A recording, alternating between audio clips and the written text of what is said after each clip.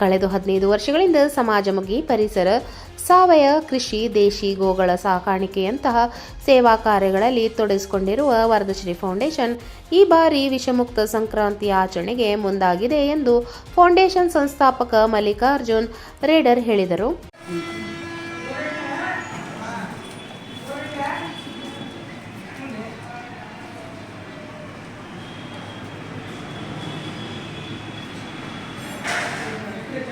ನಗರದಲ್ಲಿಂದು ಮುಂಬರುವ ಸಂಕ್ರಾಂತಿ ಆಚರಣೆಯ ಕುರಿತು ಮಾತನಾಡಿದ ಅವರು, ವರದಶ್ರೀ ಫೌಂಡೇಶನ್ ಕಳೆದ 3 ವರ್ಷಗಳಿಂದ ವಿಷಮುಕ್ತ ಸಂಕ್ರಾಂತಿ ಪುಣ್ಯ ಸ್ನಾನಕ್ಕಾಗಿ ಶಾಂಪೂ, ಸಾಬೂನ್, ಪ್ಲಾಸ್ಟಿಕ್ ಬೀಡಿ, ಕಡಲೆ ಹಿಟ್ಟು ಬಳಸಿ ಅಭಿಯಾನ ಕೈಗೊಂಡಿದೆ ಎಂದರು.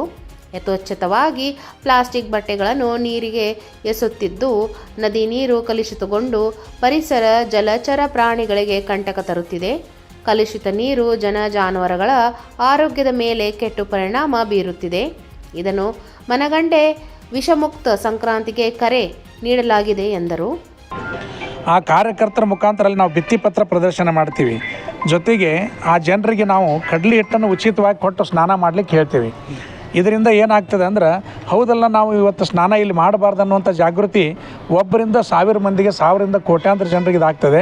ಇದನ್ನು ಇನ್ನೊಂದು 4-5 ವರ್ಷ ಮಾಡಿಬಿಟ್ರೆ ಇನ್ನು ಕರ್ನಾಟಕದಲ್ಲಿ ತೀರ್ಥಕ್ಷೇತ್ರಕ್ಕೆ ಹೋಗೋ ಜನ ಏನು ತಿಳ್ಕೊತಾರೆ ಅಂದರೆ, ಇಲ್ಲ, ನದಿಗಳ ಸ್ನಾನಕ್ಕೆ ಹೋಗಬೇಕಾದ್ರೆ ನಾವು ಸೋಪು, ಶಾಂಪು ಒಯ್ಯಲೇಬಾರ್ದು ಅನ್ನುವಂಥ ಮಟ್ಟಕ್ಕೆ ಬರಬೇಕು ಅಂಥೇಳಿ ಈ ಅಭಿಯಾನವನ್ನು ನಾವು ಚಾಲೂ ಮಾಡಿದ್ದೇವೆ.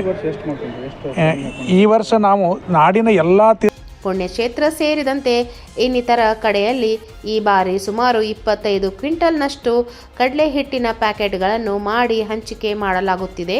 ಹಂಪಿ, ಸೌದತ್ತಿ, ಕೂಡಲಸಂಗಮ, ಮಂತ್ರಾಲಯ, ಧರ್ಮಸ್ಥಳ, ಶೃಂಗೇರಿ, ಶಿವಮೊಗ್ಗ, ಗೋಕರ್ಣ ಸೇರಿದಂತೆ ವಿವಿಧ ಕಡೆಯಲ್ಲಿ ಕಡಲೆ ಹಿಟ್ಟಿನ ಪ್ಯಾಕೆಟ್ಗಳನ್ನು ನೀಡಲಾಗುತ್ತಿದೆ ಎಂದರು.